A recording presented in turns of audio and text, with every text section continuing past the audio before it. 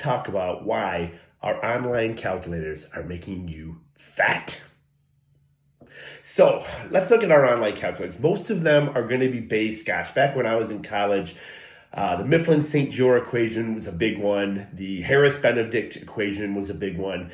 So basically, they're going to be using equations to estimate the different forms of your total daily, the different compartments of your total daily energy expenditure. Now, here's the thing. They're very good at estimating your RMR. So RMR is about 60% of your total daily energy expenditure, 40 to 60%. And they're very good. They're pretty much dead on. I have a machine that measures your CO2 output, your O2 intake.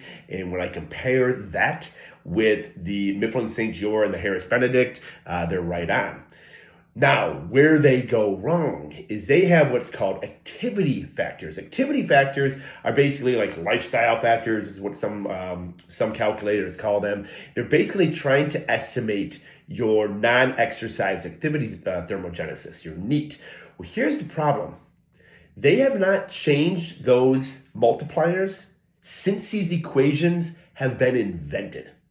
So I want you to think of the multipliers are 1.2, 1.375, 1.55, and 1.725 for most of the equations out there. So what they're saying is, okay, you're going to times your RMR by these multipliers based off how busy and active you are. So they would say like a construction worker would be 1.725 and an office worker might be 1.2. Okay, what's the problem with that?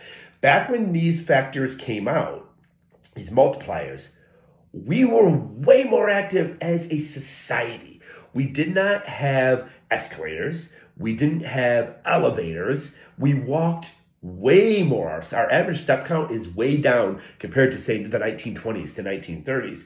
So these multipliers are no longer relevant. As a matter of fact, when I formulate client diets and I'm using some of these calculators, I will have to downplay the multiplier. So someone that, might consider themselves a 1.55 is probably a 1.3725 or a 1.2 even. So it's super, super important that we're just not as active, but the activity factors are the same. The third problem with these online calculators is our exercise activity thermogenesis. We tend to really overestimate how hard we work out in the gym. Remember, the gym is an hour workout, and we'll be like, I'm vigorously working out. Really? For the whole hour? Because when I was at the gym, you were at the water fountain, you were talking to young ladies for a bit, you were on your phone between sets. So it's super important that we look at, they're asking for, hey, how many active minutes are you really, really pushing?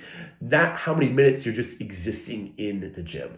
So when you're going to these online calculators, it's important that you're probably lessening your activity level to what you think it is. So if it says very active, again, that would be like 1.725. You're probably a couple steps down from there. And when it's asking you for your exercise intensity, it's very important that you report the total minutes that you're actually working out intensely, not the times that you're talking, meandering around on your phone or resting between sets. Hey, if you would like someone to just calculate this for you, hit me up. I'll calculate this for you. I'll get this take the guesswork out of it, and together we'll win.